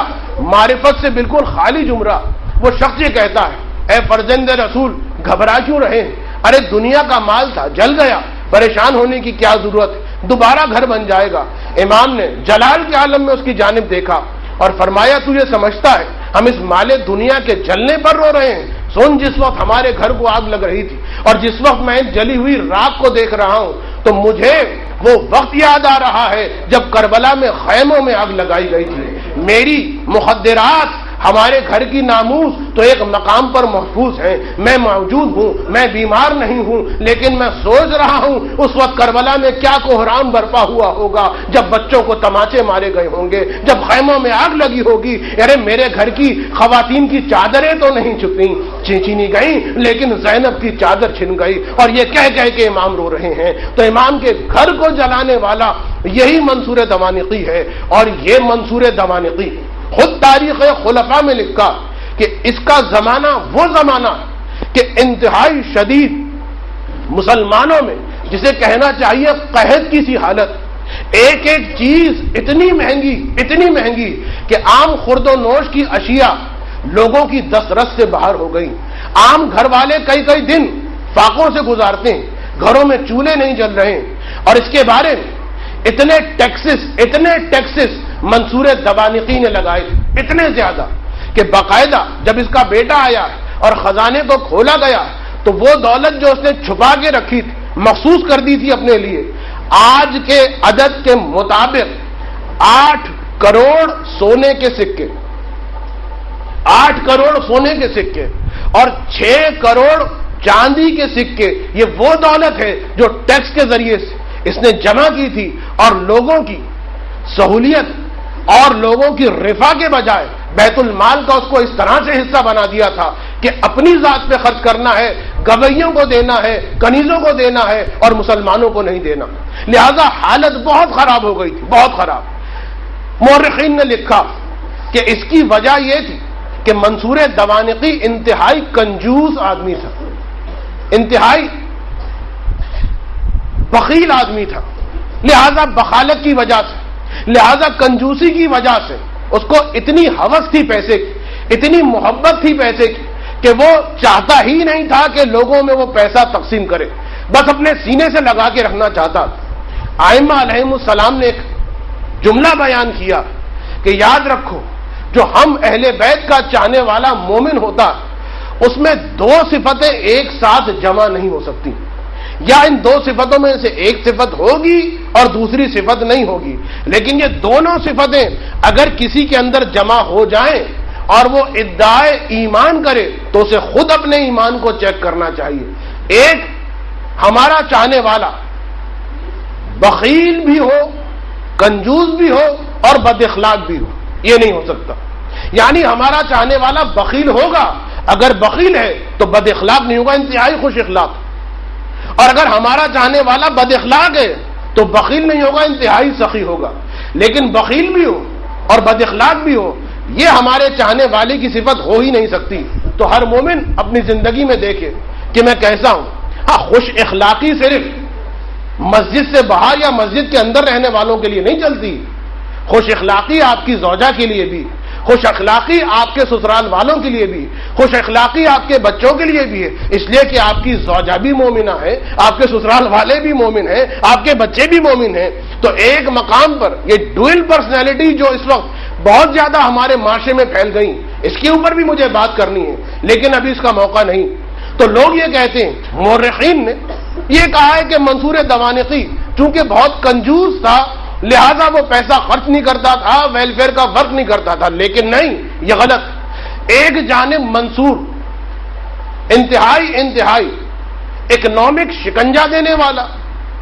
دوسری جانب انتہائی ظالم، اس لیے کہ آرڈر تھا کسی کے بارے میں احتمال یعنی 20% یعنی 15% اگر پتا چل جائے کہ یہ ہمارے خلاف ہے اس کی گردن کو اڑا دو۔ انتہائی سفاکیت کے ساتھ منصور نے خون کو بہایا، تو انتہائی ظالم بھی اور انتہائی معاشی اعتبار سے، اقتصادی اعتبار سے عوام کو تنگ کرنے والا بھی۔ مورخین نے بتایا کنجوسی نہیں، ان دونوں چیزوں کی وجہ خود منصور نے بیان کی۔ منصور باقاعدہ اپنے دربار میں یہ کہتا کہ دیکھو ضرب المثل ہے ایک عرب وہ پڑھا کرتا تھا کہ دیکھو کبھی بھی اپنے کتے کو اگر تمہارے پاس 2 روٹیاں تو دونوں روٹیاں مت دینا، اپنے کتے کو 1 روٹی دینا اور 1 روٹی دکھا کے رکھنا، دینا مت، اس لیے کہ اگر تم 1 روٹی اپنے پاس رکھو گے تو وہ اس روٹی کی لالچ میں تمہارے پیچھے پیچھے چلتا جائے گا، تم ہلاتا جائے گا۔ یہ ایک پالیسی ہے اس کی پوری، یعنی عوام کا پیٹ اتنا بھرو ہی نہیں، عوام کو اتنا بھوکا رکھو کہ عوام تمہاری محتاج ہو جائے۔ حکومت کے خزانوں میں کوئی کمی نہیں ہے، حکومت کے بیت المال میں کوئی کمی نہیں ہے، کوئی پریشانی نہیں ہے کہ بھیک مانگی جائے، حکومت بھیک مانگتی پھرے، نہیں، حکومت کے خزانے بھرے ہوئے ہیں۔ لیکن منصور کی اسٹریٹجی یہ ہے، اب مجھے نہیں پتا بعد میں آنے والے کن کن حکمرانوں کی اسٹریٹجی رہی یا ہے کہ 2 نان ایک ساتھ مت دینا، 1 روٹی کتے کو دے دینا اور دوسری روٹی دکھاتے رہنا، دینا مت، اس لیے کہ جب وہ تمہاری جانب دیکھے گا اس کا پیٹ بھرا ہوا نہیں ہے، وہ اس روٹی کی لالچ میں تمہارے پیچھے پیچھے چلتا جائے گا، تم ہلاتا جائے گا۔ دربار میں اسی کا ایک ندیم بیٹھا ہوا تھا، یعنی درباری بیٹھا ہوا تھا، وہ کہتا ہے لیکن ہے خلیفۃ المسلمین، یہ تو سوچئے، ذرا خبردار رہیے، ایسا نہ ہو کہ کوئی دوسرا آدمی آ کے وہ روٹی آ کے اس کتے کو دے دے تو وہ اس کے پیچھے پیچھے چلنا شروع کر دے اور اپنی وفاداریاں اس کے ساتھ کر دے۔ تو ایک بات، اور دوسری بات اس کی اسٹریٹجی کہ باقاعدہ اپنے بیٹے مہدی کو اس نے نصیحت اور وصیت کی تھی، اے میرے بیٹے اگر تو حکومت کرنا چاہتا اور چاہتا ہے کہ تیری حکومت مضبوط رہے تو عوام کے 3 گروہ ہیں۔ ایک گروہ عوام کا وہ ہے جو فقیروں کا ہے، بھکمنگوں کا ہے، جو بھوکوں کا ہے، انہیں ہمیشہ ہمیشہ بھوکا، فقیر، مسکین رکھنا، خبردار ان کا پیٹ نہ بھرنا، تاکہ یہ ہمیشہ ہمیشہ ان کی نظر نیاز، ان کے پھیلے ہوئے ہاتھ گورنمنٹ کی جانب اٹھے رہیں، ہمیشہ تجھ سے وفادار رہیں، ہمیشہ تیرے محتاج رہیں۔ تو ایک طبقہ یہ ہے جو غریبوں کا طبقہ ہے، انہیں غریب رہنے دے، ان کے لیے کوئی ویلفیئر کا ورک نہ کرنا، خبردار یہ امیر نہ ہونے پائیں۔ دوسرا طبقہ وہ ہے کہ جو مالداروں کا طبقہ ہے، جو دولت مندوں کا طبقہ ہے، کہ جن کی زندگی بڑے اچھے پوش انداز میں گزر رہی، اے میرے بیٹے خبردار،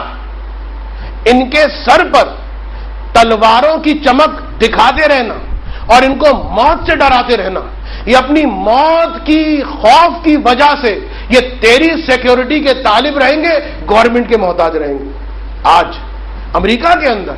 باقاعدہ اس مینٹیلٹی کو، جسے ہم اسلامک فوبیا کہتے ہیں، فوبیا کہتے ہیں کسی بھی بیماری کو،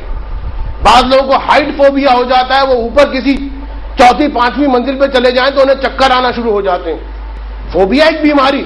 ایسی بیماری کہ جس کا کوئی ایگزسٹنس نہیں ہے، جس کا کوئی وجود نہیں ہے، ایک نفسیاتی بیماری جس میں انسان مبتلا ہو جاتا ہے۔ واٹر فوبیا بھی ہوتا ہے، سی فوبیا بھی ہوتا ہے، سمندر کا دیکھ کر انسان کو گھبراہٹ شروع ہو جائے۔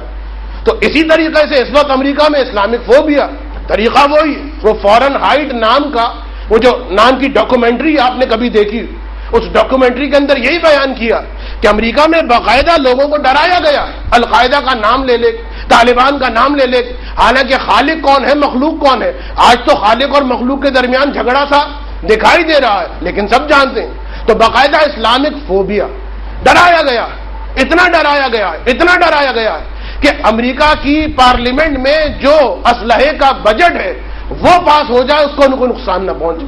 اس لیے کہ جب اسلحے کا بجٹ پاس ہوتا رہے گا تو جتنے بھی جرنلز وغیرہ، جتنے بھی بش کے ساتھ جنہوں نے حکومت کی، ان کی کارخانے، فیکٹریاں ہیں اسلحوں کی، ان کی اسلحوں کی فیکٹریاں ان کی چاندی ہوتی رہے گی. تو باقاعدہ پوری ایک سائیکل. خیر میں زیادہ کرنٹ افیئرز پہ گفتگو نہیں کرتا، اس لیے کہ مجھے کرنٹ افیئرز کے بارے میں اتنا پتہ بھی نہیں، اس لیے کوئی آ کے مجھ سے ڈیمانڈ بھی نہ کرے کہ مولانا صاحب کرنٹ افیئرز کے بارے میں گفتگو کی جائے، لیکن جب ضرورت ہوتی ہے تو میں کہہ دیتا ہوں. ہاں میری کوشش یہ ضرور ہوتی ہے کہ آل محمد کی اتباع، آل محمد کا پیغام، حلال خدا حرام خدا، اس طریقے سے آپ سمجھ لیجئے کہ کرنٹ افیئرز کے درمیان میں آپ کو ایمان کا کرنٹ نہ لگ جائے. بعض لوگ ہیں جو بڑے واقف ہیں کرنٹ افیئر سے، بہت اچھا پتا ہے انہیں امریکہ کے بارے میں، بہت اچھا پتا ہے انہیں اکنامکس کے بارے میں، کرنٹ افیئرز میں بڑی فلوئنٹ گفتگو کی جائے گی، لیکن اٹھتے بیٹھتے مراجع کی توہین کی جا رہی ہے، حوزہ علمیہ کی توہین کی جا رہی ہے، تقلید کی توہین کی جا رہی ہے، شریعت کی توہین کی جا رہی ہے. فقہ کو ایک چرس اور افیون کہا نہیں جا رہا، لیکن پیش ایسا کیا جا رہا ہے کیا رکھا ہے اس فقہ کے اندر. تو بہرحال میرا کام نہ کسی کی انسلٹ کرنا ہے اور نہ میرا کام کرنٹ افیئرز پہ بات کرنا ہے. کرنٹ افیئر سمجھنا ہے، اخبار بھی موجود ہے، ٹی وی چینلز بھی موجود ہیں، اور بہت کچھ اس وقت تو انٹرٹینمنٹ چھوڑ کے لوگ وہ جو 1 to 1 گفتگو ہے اس کو بڑے شوق سے دیکھتے ہیں، لہذا اس پر میں اپنا ٹائم ضائع تو کرنا نہیں چاہتا. ہاں البتہ یہ وہ باتیں ہیں جو کسی چینلز میں آپ کو دکھائی نہیں دیں گی، کسی 2 روپے کے اخبار میں آپ کو سنائی نہیں دیں گی، لہذا میں ان باتوں کو اس لیے بیان کر رہا ہوں تاکہ آپ کو کرنٹ نہ لگنے پائے. درود پڑھ دیں محمد و آل محمد.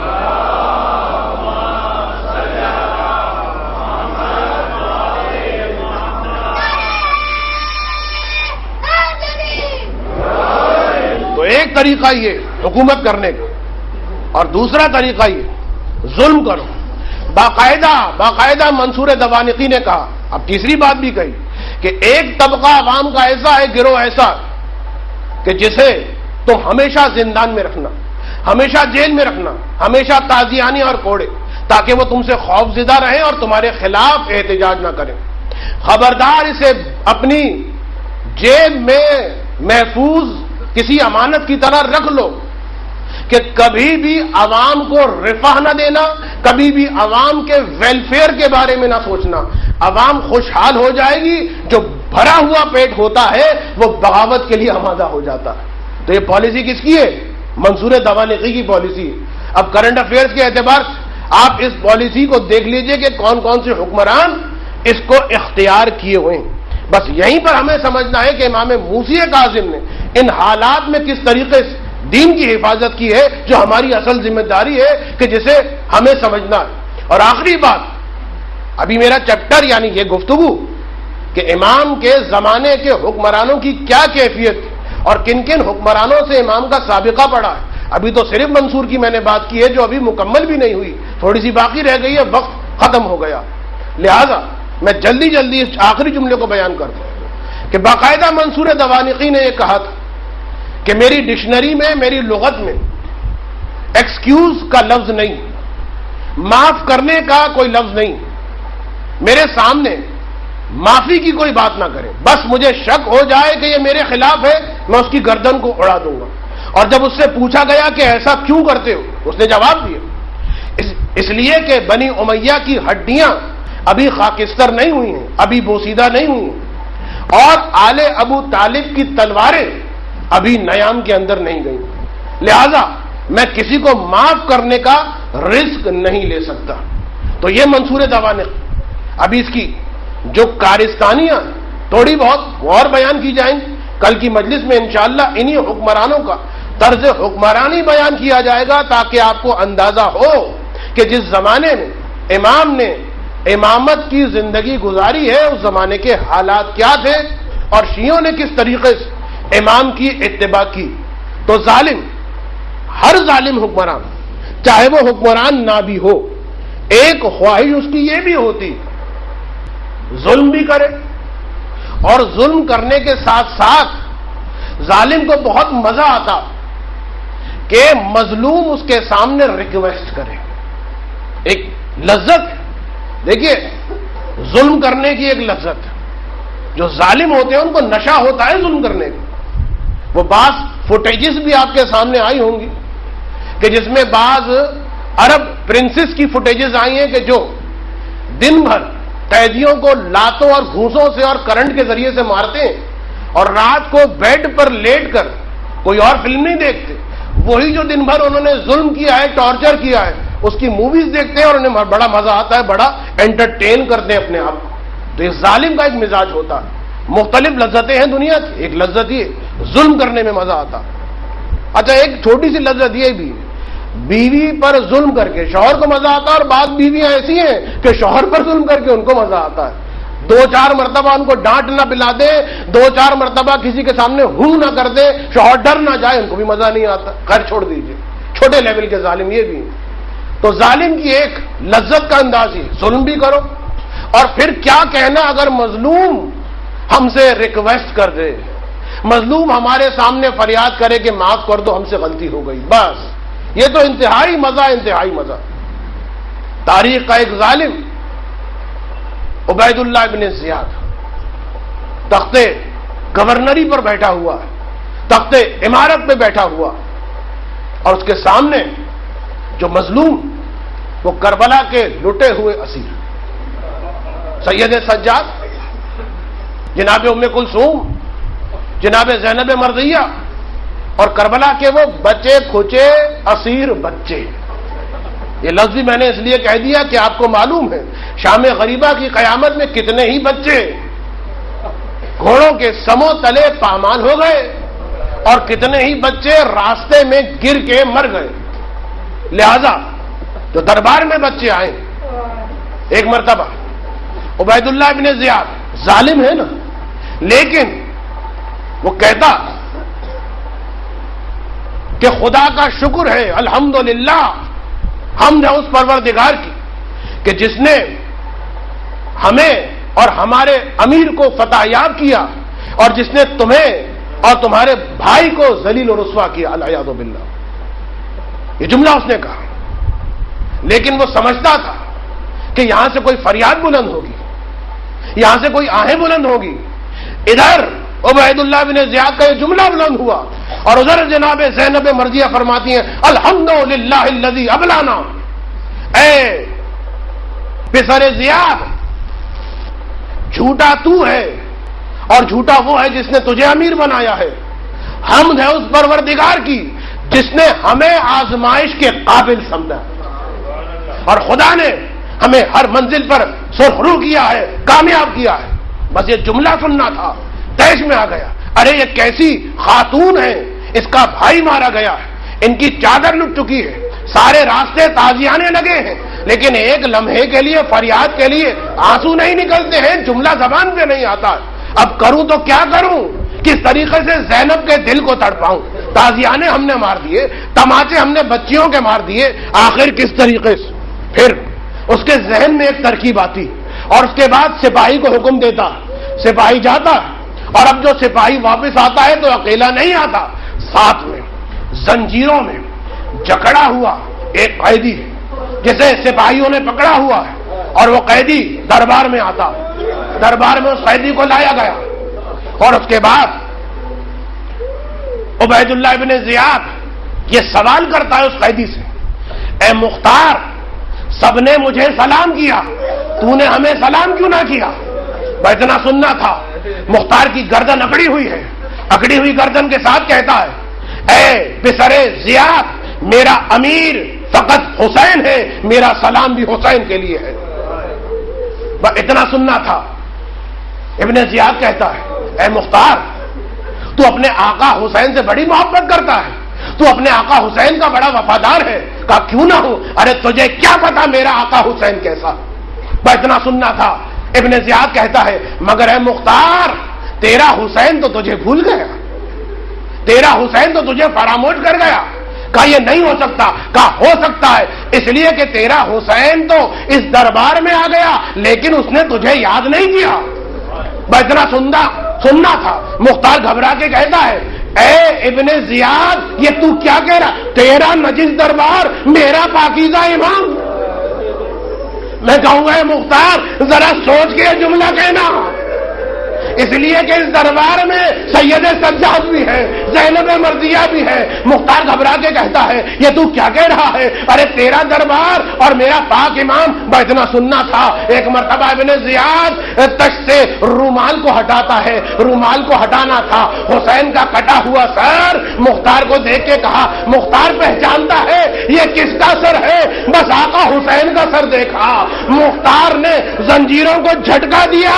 زنجیروں کے بند ٹوٹے، قریب میں کھڑے ہوئے سپاہی سے تلوار کو چھینا۔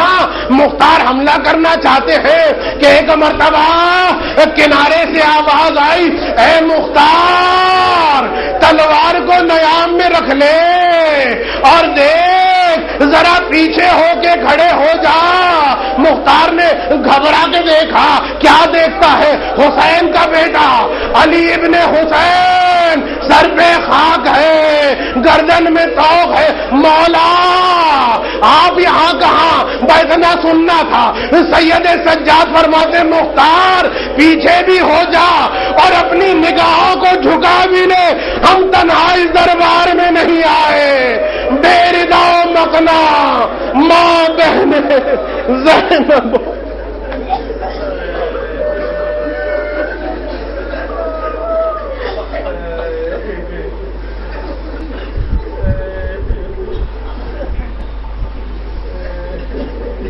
الا ولعنت اللہ علی قوم الظالمین وسيعلم الذین ظلموا أي منقلب ينقلبون یا رب الحسین بحق الحسین ارزقنا معرفة الحسین وزیارة الحسین وشفاعة الحسین واشف صدر الحسین بظہور الحجة القائم علیہم السلام۔ آپ سے گزارش کی جاتی ہے کہ ایک مرتبہ پھر آپ دعا کیجئے کہ جن مومنین و مومنات کا نام لیا گیا، آپ دعا کیجئے کہ خداوند عالم بحق بیمار کربلا ان تمام کو شفاء کامل و عاجل عطا فرما۔ ربنا تقبل منا انک انت السمیع العلیم۔ ماتم حسین۔ کسی کو شیر کی شکل کا بت پسند تھا تو وہ شیر کی شکل کا بت بنا لیتا تھا، اور پھر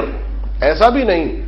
ایک بت کو دیکھ دیکھ کر اگر بوریت سی محسوس ہو جائے تو اس بت کے اندر بڑی آسانی سے امینڈمنٹس بھی ہو جاتی تھی۔ ناک تھوڑی سی بڑھا دی، کلر تھوڑا سا چینج کر دیا، تھوڑی سی بت صاحب کی رینوویشن کر دی، تو یہ بڑی سہولت۔ اور یہ بھی نہیں، بعض اوقات سفر پہ جب بت کو لے کے چلتے تو اپنے بت کی فوٹو کاپی بناتے تھے کسی گندم کے ذریعے سے، چاول کے ذریعے سے، یا کسی بھی اناج کے ذریعے سے۔ فائدہ یہ ہوتا تھا راستے بھر بت کی پوجا بھی ہوتی جاتی تھی، اور جہاں کھانے کا سسٹم کم ہو جاتا تھا اسی بت کا ہاتھ کھا لیا، کبھی ٹانگ کھا لی، کبھی سر کھا لیا، اور ڈیسٹنی تک پہنچتے پہنچتے یعنی ڈیسٹینیشن تک پہنچتے پہنچتے سفر بھی کٹ گیا، عبادت بھی ہو گئی، اور بت صاحب نے پیٹ بھی بھر دیا۔ یعنی بت جس کو سجدہ کیا جا رہا ہے، دیکھیے یہ بہت امپورٹنٹ چیز ہے، یہ بہت امپورٹنٹ چیز ہے کہ جسے آج کے مومنین کو بھی سمجھنا ہے۔ مکہ کے کفار کی مینٹلٹی یہ تھی کہ سجدہ ہم بت کو کریں گے، احترام ہم بت کو کریں گے، قربانیاں ہم بت کی چڑھائیں گے، نام اپنی جنگوں میں بت کا لیں گے، نعرے ہم بت کے لگائیں گے،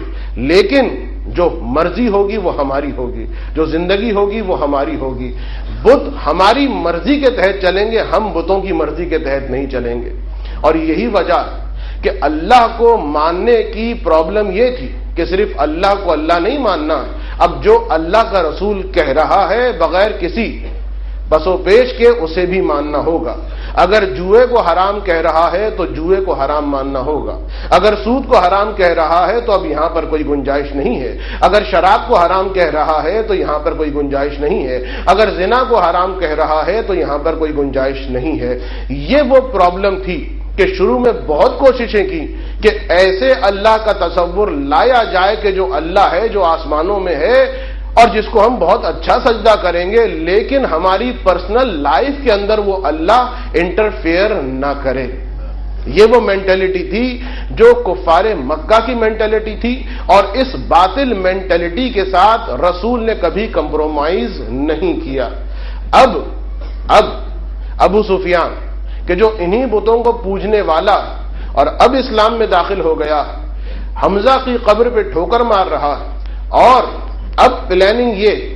کہ بت تو ختم ہو گئے لیکن اسلام اس طرح سے اسلام کی بسم اللہ الرحمن الرحیم الحمد للہ رب العالمین والصلاة والسلام علی اشرف الانبیاء والمرسلین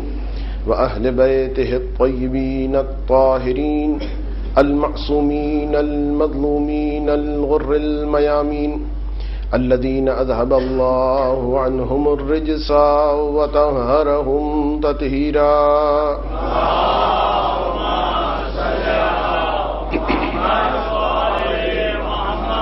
واللعنة الدائمة على أعدائهم ومنكر فضائلهم وغاصبي حقوقهم أجمعين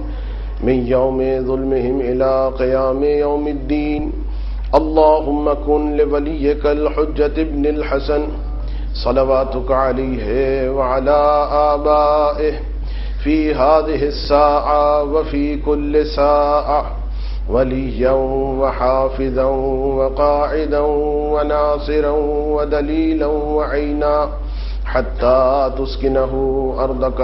طوعا وتمتعه فيها طويلا رب اشرح لي صدري ويسر لي أمري واحلل عقدة من لساني يفقه قولي آمين يا رب العالمين أما بعد فقد قال الله الحكيم بسم الله الرحمن الرحيم ألم تر كيف ضرب الله مثلا كلمة طيبة كشجرة طيبة أصلها ثابت وفرعها في السماء وقال الله سبحانه وتعالى ومثل كلمة خبيثة كشجرة خبيثة اجتثت من فوق الأرض ما لها من قرار. درود پڑھ دیں محمد و آل محمد.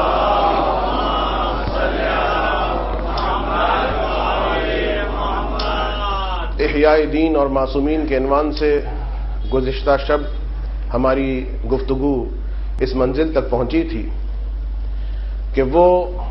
تین گروہ کہ جو گروہ منافقت اور جن کا کام اسلام اور اسلام کے رہنماؤں کو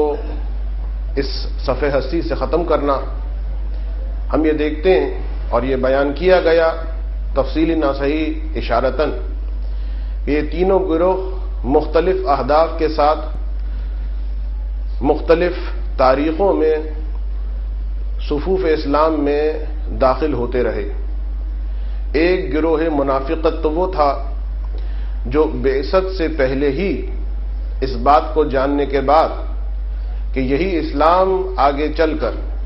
اتنی ترقی کرے گا کہ مشرق اور مغرب بہت سارے علاقے، بہت ساری حکومتیں، بہت ساری سرزمینیں مملکت اسلامیہ کی حدود میں داخل ہو جائیں گی، سونے اور چاندی کے ڈھیر بیت المال میں لگ جائیں گے. لہذا اقتدار کی ہوس میں منافقت اس انداز میں داخل ہوئی کہ اب اسلام میں رہتے ہوئے، بظاہر اسلام سے محبت کا اظہار کرتے ہوئے، بظاہر رسول کی بزم میں بیٹھتے ہوئے، بظاہر اسلام کے لیے مالی قربانیاں دیتے ہوئے ہر طرح سے اپنی سپورٹ کا اظہار کرنا،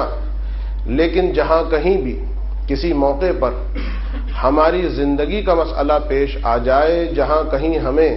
یہ خطرہ درپیش ہو جائے، ایسی قربانی دینی پڑ جائے کہ جس میں ہماری زندگی ہی کا خاتمہ ہو جائے، تو بس یہاں پر وہ موقع ہوگا کہ ہماری قربانیوں کا سلسلہ اسٹاپ کر جائے گا. لہذا ہم دیکھتے ہیں بہت ساری ایسی شخصیات کہ جو جنگ کے موقع پر اپنی جانوں کو بچاتے ہوئے کبھی پہاڑیوں کی جانب، کبھی میدانوں کی جانب بھاگتے ہوئے دکھائی دیتے ہیں. تو یقیناً ایک وجہ اپنی جان کو بچانے کی صرف خوف نہیں تھا، بلکہ اس انویسٹمنٹ کے رزلٹ کو حاصل کرنا تھا کہ اگر ہماری جان ہی محفوظ نہیں رہے گی تو یہ جو ہم نے اتنی زحمتیں اٹھائیں ان کا فائدہ ہمیں کب ملے گا. لہذا ایک انداز منافقت یہ. دوسرا انداز منافقت اسلام میں اس وقت داخل ہوا کہ جس وقت ہجرت کا موقع پیش آتا ہے اور رسول مع اصحاب مدینے میں وارد ہوتے ہیں، اور مدینے میں وہ لوگ کہ رسول کے آنے سے پہلے کافی چانسز تھے کہ وہ مدینے کے بے تاج بادشاہ بن جائیں، جب انہوں نے دیکھا کہ رسول کے آنے کی وجہ سے ہماری حکومت، ہمارا اقتدار ختم ہو گیا، تو لہذا یہ گروہ چاروں ناچار اسلام کا لبادہ اوڑھ کر منافقت کے گروہ میں شامل ہو گیا۔ تصویر کو مسخ کر دیا جائے گا کہ نام اسلام کا ہوگا، نام قرآن کا ہوگا، نام سنت کا ہوگا، نام شریعت کا ہوگا، لیکن اسی اسلام کا نام لے کر، اسی قرآن کا نام لے کر، اسی سنت اور اسی شریعت کا نام لے کے خلیفۃ المسلمین چاہے شراب کا حوض بنائے اور حوض میں اتر کر شراب پیے، چاہے ماں بہنوں سے شادی کرے، چاہے زنا کرے، چاہے کوئی سی بھی عیاشی کرے، لیکن قرآن سے بھی، حدیث سے بھی، شریعت سے بھی وہ قرآن کہ جس کی تفسیر اپنے دل سے کی جا رہی ہے، وہ شریعت کہ جس کو اپنی مرضی سے جس کی امینڈمنٹ کی جا رہی ہے، تو یہ ساری کی ساری باتیں، یعنی لیبل رہے گا اسلام کا، لیکن اب اسلام اس طریقے سے بدلا جائے گا، اسلام کی تصویر اس طریقے سے بدلی جائے گی کہ جس طریقے سے ہمارا مزاج چاہتا ہے۔ ہمیں اگر کوئی چیز اچھی لگے گی، چاہے رسول کے زمانے میں ہو یا نہ ہو، ایک جملہ کہہ کے میں آگے بڑھ رہا ہوں، تفصیل میں نہیں جا سکتا، رسول کے فوراً بعض صورتیں ایسی بھی آئیں کہ لوگوں نے کہا بھی کہ اے خلیفۃ المسلمین یہ آپ کیا کر رہے ہیں، رسول نے تو ایسا نہیں کیا، تو جواب میں یہی ملا رسول نے نہیں کیا لیکن ہمیں بہت اچھا لگ رہا۔ تو اب شریعت اس طریقے سے آگے بڑھائی جا رہی ہے، قرآن کی تفسیر اس طریقے سے کی جا رہی ہے، یعنی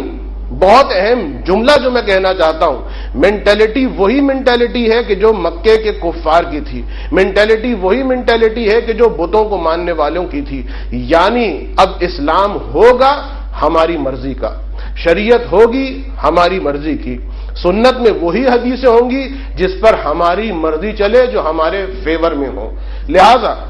اب یہ سارے کام کوئی اتنی آسانی سے تو ہو جانے والے نہیں، رسول کی محنتیں موجود ہیں، رسول کی 23 سال کی عبادتیں، رسول کی 23 سال کی زحمتیں، رسول کا وہ پتھر کھانا، رسول کا وہ خون بہانا، رسول کا وہ بار بار غزووں میں جہاد میں جانا، یہ ساری زحمتیں اور اصحاب باوفا کی زحمتیں کہ جنہوں نے قدم قدم پر ان اصحاب نے رضی اللہ تعالی عنہم کہ جنہوں نے ساتھ دیا رسول خدا کا ہر قدم پر، ان کی زحمتیں، یہ ساری کی ساری زحمتیں ایک دن، 2 دن، 1 سال، 2 سال، 4 سال، 10 سال میں ہونے والی نہیں ہے کہ ان کو ختم کر دیا جائے۔ لہذا ہم دیکھتے ہیں کہ آہستہ آہستہ، بہت گریجولی،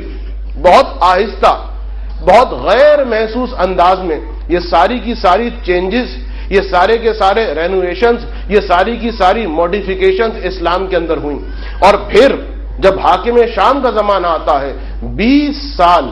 جب، اور پھر اس کے بعد تیسرا گروہ منافقت کا جو اسلام میں داخل ہوا، وہ گروہ ہے کہ جو فتح مکہ کے بعد داخل ہوا، کہ جب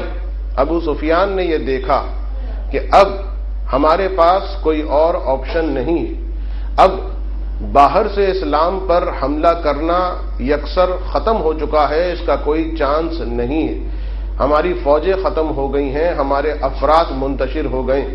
تو اب بہترین انداز یہ ہے، سب سے مؤثر انداز یہ ہے کہ اسلام کا لبادہ اوڑھ کر اسلام کے خلاف سازشوں کا آغاز کیا جائے۔ یہی وجہ کہ اس کے بعد ابو سفیان کا وہ جملہ کہ جو تاریخ میں اس منظر کے ساتھ نقل کیا گیا کہ باقاعدہ امام حسین سے پہلے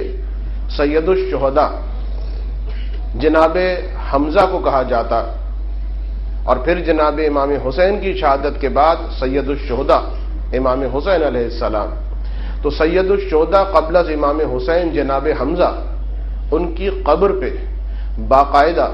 ٹھوکر مار کے ابو سفیان یہ کہتا کہ دیکھو جس اسلام کی خاطر تم نے اور تمہارے بھتیجے نے اتنی قربانیاں دی، آج وہ اسلام ہمارے قبضے میں آ گیا ہے، اب اسلام کی کشتی جہاں ہم چاہیں گے وہاں پر موڑ دی جائے گی۔ یہ وہ اہم ترین جملہ کہ اسلام اب ہمارا ہے، اسلام جس طرح چاہیں، جیسے چاہیں گویا دیکھیے ان منافقوں کی مینٹلٹی کے جن کے بارے میں ابھی میں تذکرہ کر رہا ہوں، آپ جانتے ہیں یہ بت پرست افراد تھے. بت پرست افراد ان کو 360 بتوں کو جو سجدہ کر رہے تھے، جن کو خدا مان رہے تھے، ان کے لیے کوئی پرابلم نہیں تھی کہ وہ ایک اور خدا کو ماننے کے جو اللہ ہے، وحدہ لا شریک لہ ہے، ان کے لیے کوئی پرابلم نہیں تھی. مسئلہ یہ نہیں تھا کہ خدا سے کوئی دشمنی تھی، یہ یاد رکھیے. دیکھیے اسی مینٹلٹی کو آپ نے سمجھنا ہے. خدا کو نہ ماننے کی وجہ یہ وہی وجہ ہے کہ پھر آگے چل کے اہل بیت کو نہیں مانا. خدا کو نہ ماننے کی وجہ یہ تھی کہ یہ بت پرست، ایک بہت بڑی فیسلٹی ان کے پاس یہ تھی، یہ بت اپنے ہاتھوں سے بناتے تھے. یعنی جس کو جیسا بت اچھا لگتا تھا وہ اسی سٹائل کا بت بناتا تھا. کسی کو لمبے قد کا آدمی اور بت اچھا لگتا تھا، وہ لمبے قد کا بت بنا لیتا.